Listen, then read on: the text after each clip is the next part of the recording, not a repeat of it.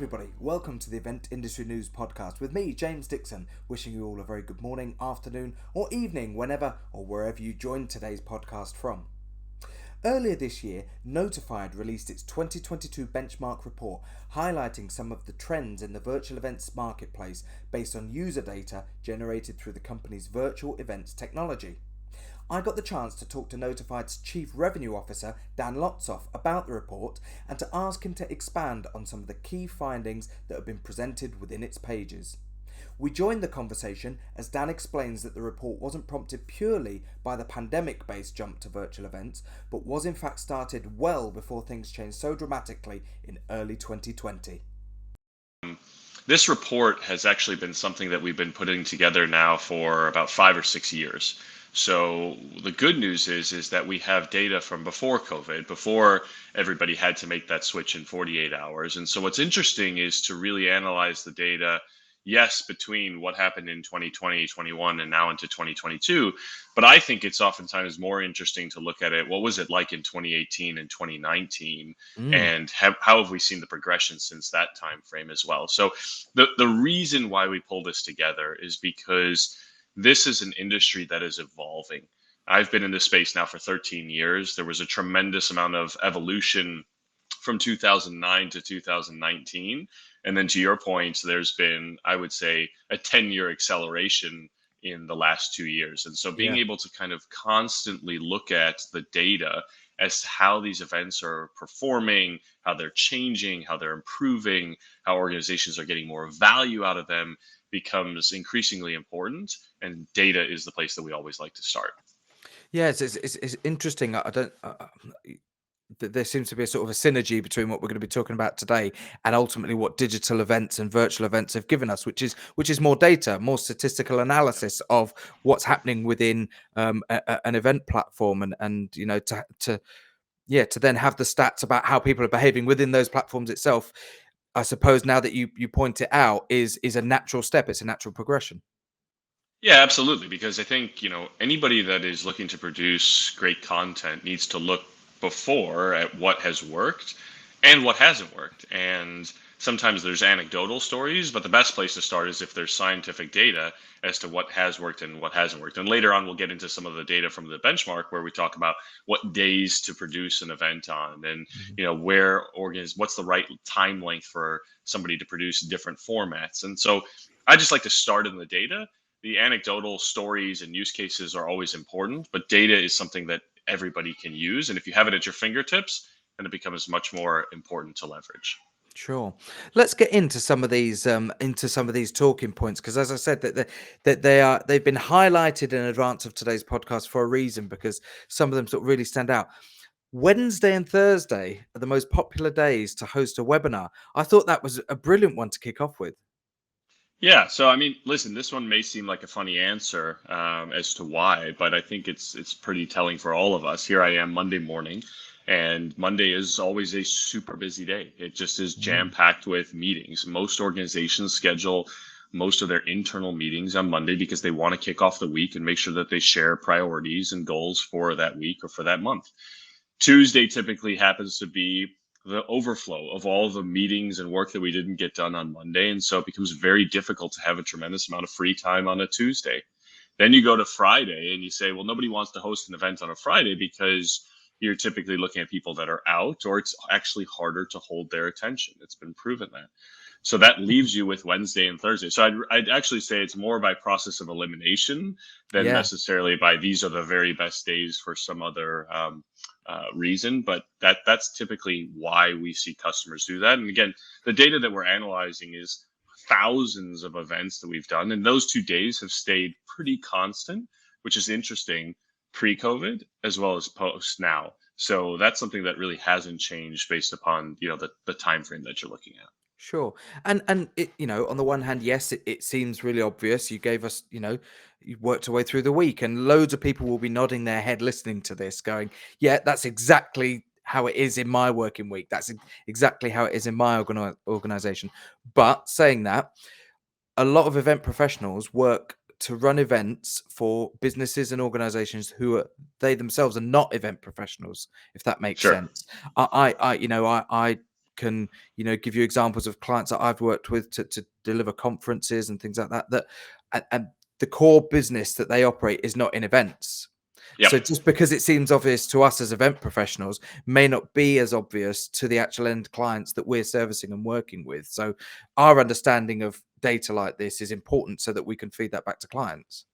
Well, I think, James, you bring up a really interesting point because there are actually, we find multiple audiences that are using this types of technology and running events today.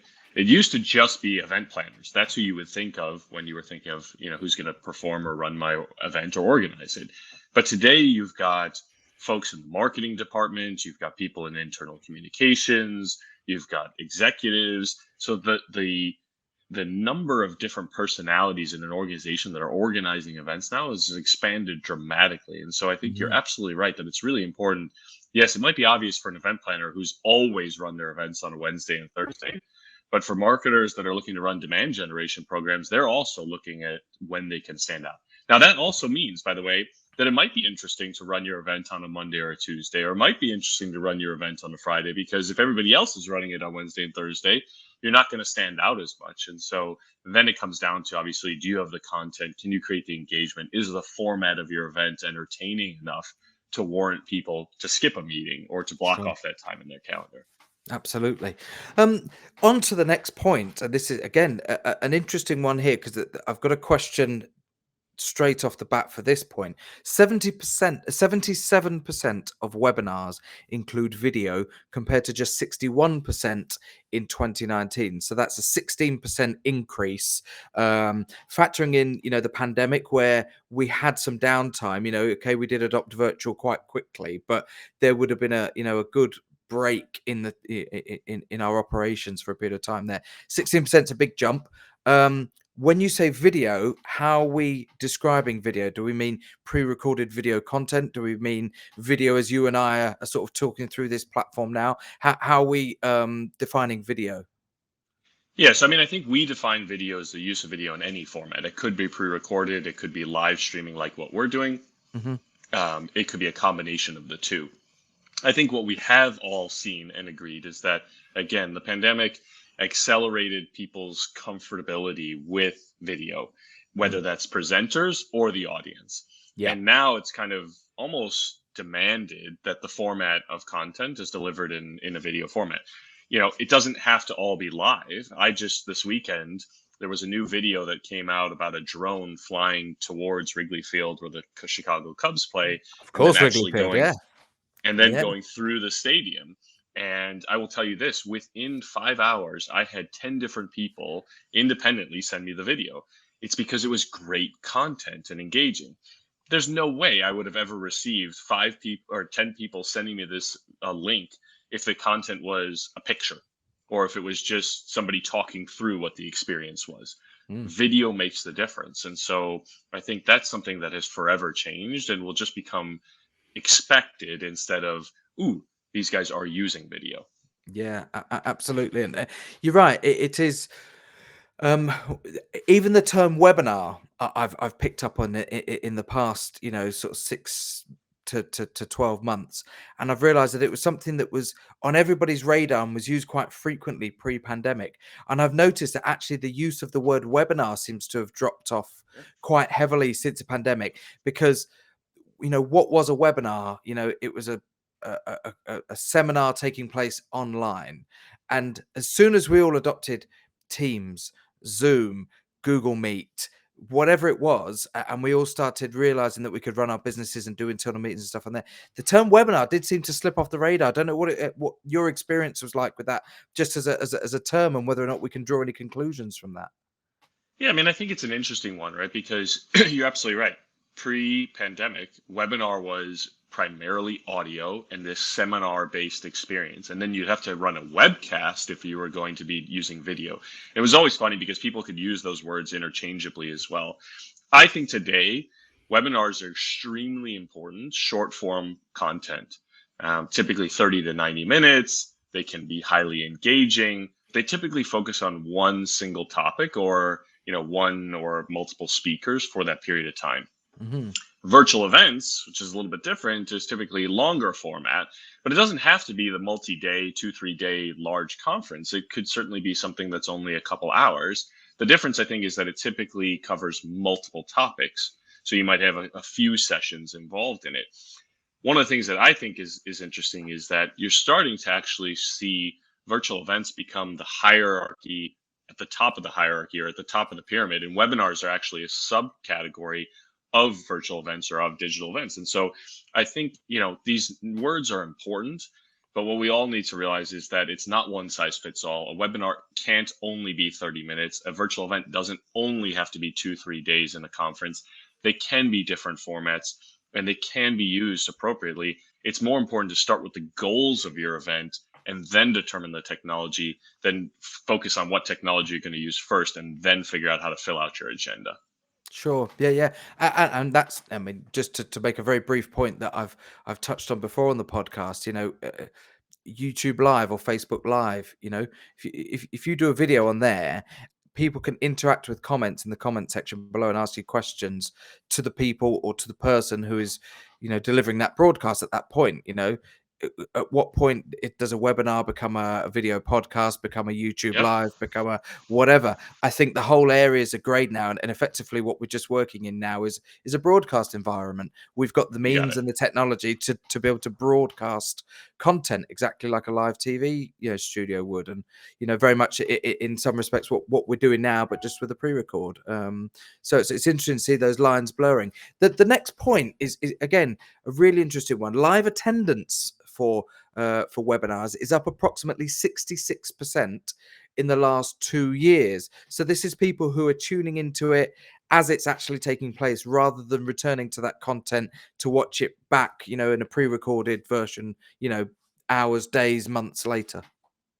Yeah, absolutely. I mean, so I'll say two things on this. One, it's really important to realize that webinars don't replace in-person events. Okay. So Mm. just as live physical in-person events are coming back, it doesn't mean that we are going to expect to see drop off in webinars. I think what you're seeing is this is a phenomenal format of content for Hmm. delivering to your remote audiences. The reason that it's gone up so much is because people again want to experience that content the minute it's available. It's just like that Wrigley Field Cubs video, right?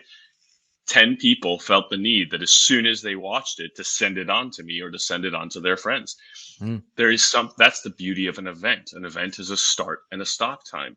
If it's always just available, then there isn't that demand or that drive to get there. And so that's something that I think organizers, marketers can play on, is that they use the fact that it's an event to drive audiences to a specific moment in time. Now, that said, I don't think that the on demand period is any less important. In fact, I think that's probably the greatest opportunity that most people are not taking advantage of today, is that everybody focuses on just getting the content out and then not what is the marketing or promotion schedule to promote that content after it's already been released. Yeah. You've spent so much time and effort on producing that content. Why not leverage it either in the same format or cut it into bite-sized chunks and use it in different types of mechanisms and mediums? But again, live is incredibly important. I think that the on demand is equally important as well. Yeah, and I know I've seen that with events that I've been part of. That content. Before the pandemic, we were all talking about communities and how to build year-round engagement, and historically annual events.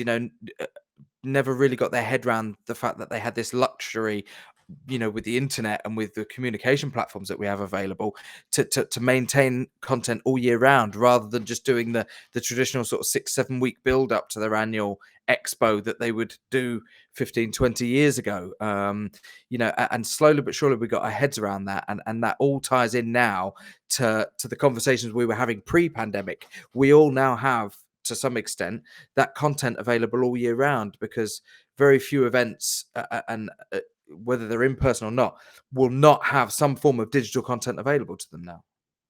That's absolutely right, and I think that's the interesting thing is there's this whole dynamic of the you want to talk about words and definitions. There's this dynamic of a hybrid event, and Mm. so people think that a hybrid event means that you have to live stream from the in-person event to a digital audience.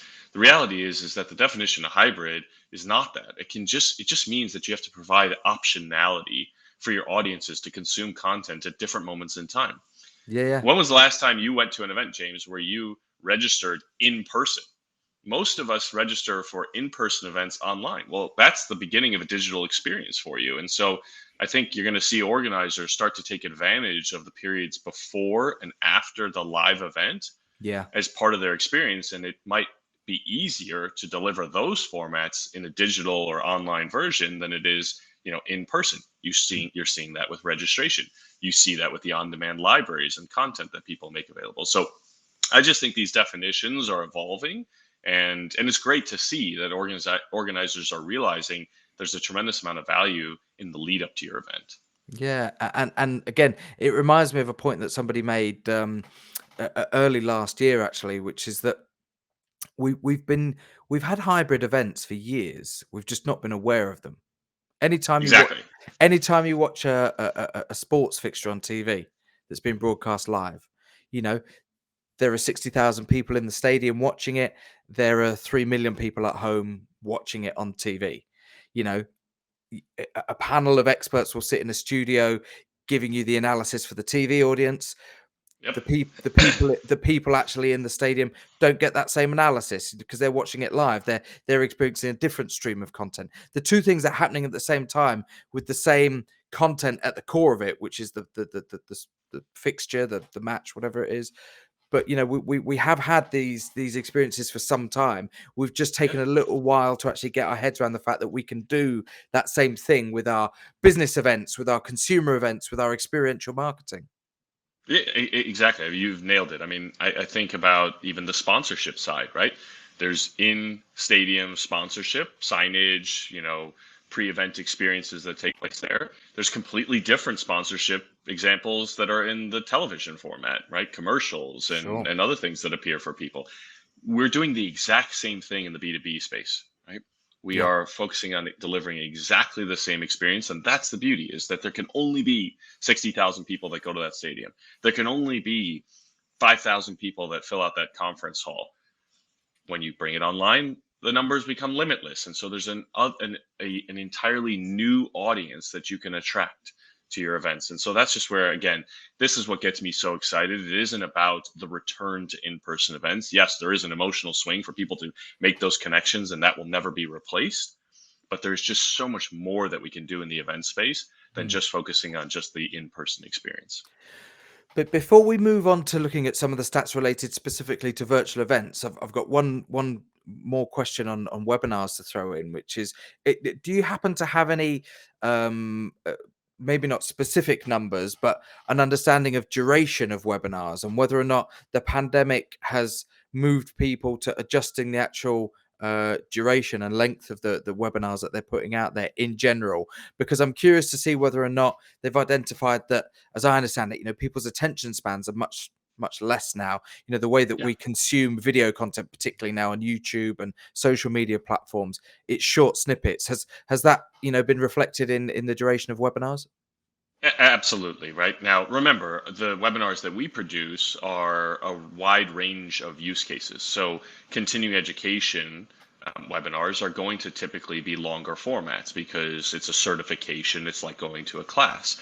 But Mhm. in general, for thought leadership, for marketing, for product updates, you're tending to see shorter format content. And so that typically, I would say, is in the 20 to 30-minute range. And the reason is that yesterday's tactics are not going to make you successful today. And so while you might have had 500 people or 1,000 people attend your webinar in 2019 or 2020, Mhm. the reality is that you're competing for mind share. And so we need to change the format. We need to reinvent things. We need to focus on the experience. Heck, this type of format that even you're doing is great because we're having a real-time dialogue with each other and engaging. And yeah, we might have shared, some ideas for topics beforehand, but the reality is that the conversation can go in any direction. And that's much more interesting and engaging to the audience. And so I think that's what you're also seeing compress the timeline into, again, 20, 30 minutes is really the sweet spot now for most audiences outside of, again, those certification type of classes. Sure, yeah. But moving things on to some of the stats and the analysis that's been done specifically on things that would be termed as virtual events. 78% of events are less than 3 days long. Um, that's pretty much, that's the majority, isn't it? If we're talking about a large Yeah. figure here, 78%, we're talking about most events running underneath that sort of duration. Yeah, absolutely. Right. I mean, again, there may be reasons for longer days of content, but it's hard to hold people's attention. I think I actually recently wrote a blog about the importance of the agenda. You cannot expect somebody to sit in a chair for 8 hours a day for multiple days, right? It just is not going to happen. We all have distractions. We have email. You can't even expect an attendee in person to sit in a chair for that long. They're always staring at their phone as well. So Yeah. building in those breaks are going to become really important. But yeah, the average virtual event for us is probably 1 to 2 days. And interestingly, to the next point is that, just to recap on what we said about webinars, that Wednesday and Thursday are the most popular day of the week to host a webinar. That when that becomes a virtual event, Tuesday and Wednesday are the most popular days to run that. Curious to know what sort of conclusions you're able to draw from that and why the two differ. Yeah, I think because what happens is that because the event is taking place on average over a long period of time, there's a build up to the peak. And so what happens is Tuesday is usually the start. And you see this all the time. A lot of events will start on a Monday night or start on a Tuesday night, and then the main day of content is the following day. And so that data really reflects that starting point being Right. on a Tuesday and then Yeah. kind of bleeding into Wednesday. And then if you need a Thursday, there is a Thursday available. Again, most people are trying to avoid the Monday and avoid the Friday. And so that's what leads you to that Tuesday, Wednesday, Thursday timeframe. Sure, and interesting to see that the number of speakers, the average speakers in these virtual events, has crept up from 6 in 2019 to an average of 20 when you were compiling this report. I've no doubt that from my experience of doing them, that's likely to continue to rise, maybe a little bit slower rate. But Yeah, I mean, my conclusion from that is very much that people want, because you have the means to bring more people on board. It gives you a great way of expanding the content that you're delivering and giving more choice to your audience. for sure. Well, I think there's two things, right? More content's being delivered now than it was in 2019. So that's just going to lead you to have more speakers. But the other piece is that you're having better types of content like this, where historically somebody might have given a presentation where it was just one person talking for the entire 60 minutes. Mm. Now you might have two people presenting together and they might be doing it in 30 minutes. So all of a sudden you went from 1 to 4 just right there in 1 hour. Those are the types of experiences and shifts that you're starting to see. I think you're going to start to see more and more presentations. I mean, again, just look at television, whether it's BBC or CNN or any newscast, right? It's rarely one person on screen for longer than 2, 3 minutes at a time. We're not quite there yet for events and for webinars, but I think you're going to get there very quickly. Well, that's a great point to raise about news channels, because the other thing that on news channels that you get, bar none, there is no news channel that doesn't do what I'm about to describe here, which is the newscaster on screen delivering whatever the item is, whilst there is a ticker tape rolling across the bottom with 3 or 4 or 5 different news stories, plus breaking news in the top right hand corner that's just come in. If you look at a news channel at any given moment, you are probably being exposed to 3, sometimes 4 different strands of content. Yeah, absolutely. And I think that's only going to continue. And that's where from a technology standpoint, those are the types of things that we're looking at as to how do you bring those tools and mechanisms into the content, into the broadcast without making it distracting, but offering more from an engagement standpoint to your audience. And so Mhm. even some simple things like showing what topics are going to be covered next will hold people's attention. Because if I know that in 10 minutes time, you're going to be talking about this topic, I might stay and sit through the next two. And so again, you're going to get me more engaged for two more topics versus just leaving because I don't know what's coming in the future. And so again, we know what is needed to be done because television is already doing this in a fantastic format. We just Mhm. need to adopt that, if you will, into the B2B space. And I'm going to not go off topic. This is a a side sort of tangent ever so slightly that um when you look at the content that's delivered by speakers, you get somebody, you invite somebody to deliver a session at your virtual event, and they prepare a PowerPoint presentation or a keynote file or a Google Slides, whatever platform they're using, and they are still very much treating it as if they were going into a theater or a seminar theater somewhere with a big screen and a lectern, and there is my presentation file, load it up, and I'm going to talk about what's on the screen behind me, and they want to share their screen, and you have this, we have these sophisticated event platforms now Yep. whereby we could be so much more creative with how the content that's being created by our speakers could be then delivered. And I go back to the sort of the news channel reference with the ticker tape and things like that. If we got these files in advance and they had a slide with 2 or 3 key statistics on there, well, why not have it coming up at the bottom as a lower third? Why not have it coming in as an overlay rather than just having to do a screen share of somebody's PowerPoint? I still think there's a Yeah. level of creativity that we can explore. Absolutely. I mean, I have wanted to, just haven't found the time myself for my next internal presentation to do the entire presentation with no slides and only graphics Yeah. overlays, right? Just, Yeah. basically build them into the presentation. I think that people oftentimes say you're doing a presentation and the first thing they do is they go build a PowerPoint deck. Instead, what they should do is they should write a script. Just like, again, television, you would Yeah. write the script for the show and then you would figure out what assets are best Mm. used to deliver Yeah. that content. Maybe a PowerPoint slide is great. Maybe it's a pre-recorded video. Maybe it's a graphic overlay. Maybe it's a guest speaker, right? We should just bring in these different formats into our script, not start with a deck. Brilliant. I like that. And that right. Let's note that straight away as a key takeaway today. Start with the script rather than the deck, because you're exactly right. I've seen that before when you're building a script for award ceremonies, which I've worked on, a lot in the past. You look at the script and you think, right, they're referencing XYZ. What do we need to put on the screen? What content do we need to put on there whilst they're talking about that? Do we need to have something on the screen? Look at what the person's talking about and then see how is best to support it, because it goes back to that classic distraction in live events of death by PowerPoint. You Yep. know, the person's talking and all they're doing is relaying everything that's on the screen, and people quickly tune out unless their attention is being kept at all Yeah. points. So the creativity element is something that I think we all need to be a bit smarter on, given the platforms that we now have available to us and what they can potentially do. I think we've only scratched the surface really of how creative we can be with some of the virtual event platforms. Let's look at the addition of gamification, because again, something that people will be familiar with, I'm sure, either in a small way, or they really have used it, as a key part of their process. The addition of gamification to virtual events increases attendee engagement. Approximately 112 million minutes were spent playing in-event games during the study period. Wow. Yeah, yeah. No, this is a great stat, and it's one that I think is important because people tend to think that gamification is purely for fun and entertainment. And the reality is, yes, that's where it starts, right? It started at sales kickoffs, it started at conferences where you had the passport and you had to go around to all the booths.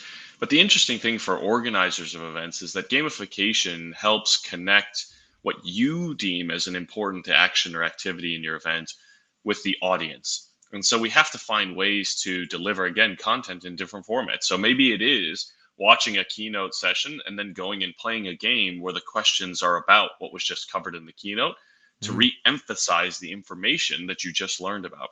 Or maybe it's just there for a break because our brains need 5 minutes of downtime between, two sessions. And you can't expect somebody to shift from one deep topic where they were incredibly immersed to another one without some kind of break in the action. And so I think that's why you're seeing games as so important. Again, the other thing that the data, I don't know if it called out in the benchmark, but that is also something that is important regardless of the level of the individual in an organization. It isn't that, oh, this works for a mid-level manager and doesn't work for somebody in a VP and above. We found, in fact, the engagement levels at the VP and above level in gamification are sometimes even higher than they are for other parts of the organization. And so I think that's another important component of gamification.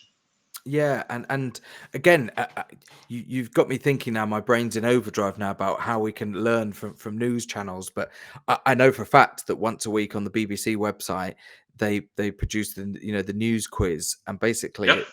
it's an online quiz asking you questions about what's happened in the news that week, and subtly, it's a great way for you to read the news on their website every day, because at the end of the week you take the quiz and see what you can remember about it. And again, when I reference that into the context of what we've got available to us now, you know, virtual event platforms, you guys have got gamification built in. There's Q&A, there's audience polling, all of that, the chat functions. How easy is it realistically to program a quiz about somebody's session when you've got that session in advance? You can see what content is on their slides. Back to the PowerPoint discussion.